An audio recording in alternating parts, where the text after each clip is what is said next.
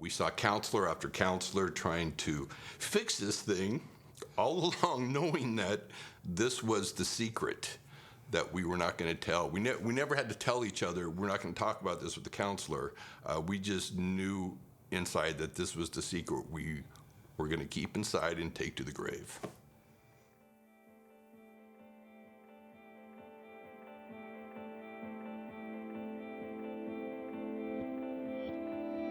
My name is Larry Van Laar. This is my wife, Lisa. We grew up in Southern California. We met in high school where I was a strong athlete and even a stronger partier. And I grew up in a single-parent home. My parents divorced when I was 5 years old, and I lived with my mom and my two younger sisters, and my family grew up going to church, and I always felt that I needed to be my dad's perfect little girl. When I was in high school, I started to drift away from the Lord. And it was probably the last couple of months of our senior year of high school that we started dating. And less than a year later, I was pregnant. I can remember being so paralyzed with fear. And for me, it was not so much about being pregnant or how having a baby was going to change my life. I was so ashamed, and I was afraid that if I told my dad, he would reject me and no longer love me. I could not face the fear of telling my dad. And so although I knew in my heart it was wrong, I made the decision to have an abortion. And I worked hard to stuff and deny the pain and regret I was feeling. And within a couple of months, I was pregnant again. As hard as it was to make the decision, my thought was, how could I possibly justify the first time if I didn't do this again?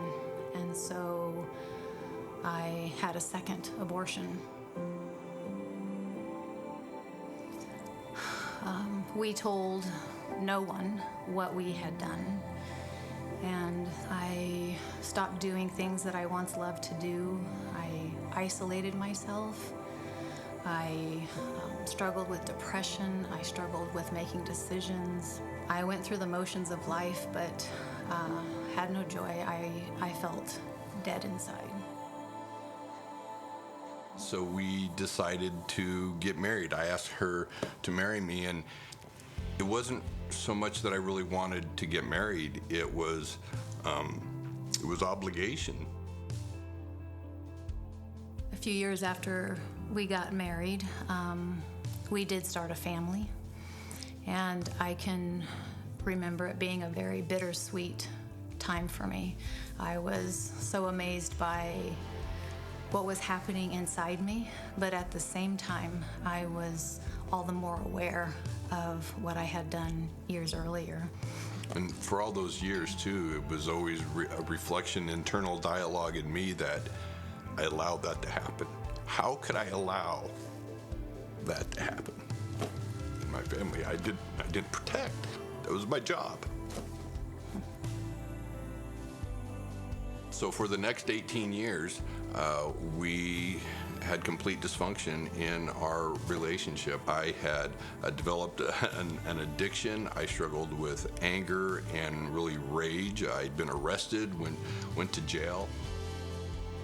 Addiction, codependency, depression, anger, and eventually I went back to church. And in time, Larry started coming to church and was baptized. And God began to work in our lives, and he brought around us some incredible friends who encouraged us and supported us and knew everything about us except this deep, dark, shameful secret that we had. And we knew that God was telling us that we needed to share this secret, and I was so afraid. If they really knew who I was, that they would reject me, that they would no longer love me, and that I would lose their friendship. But instead, what we experienced was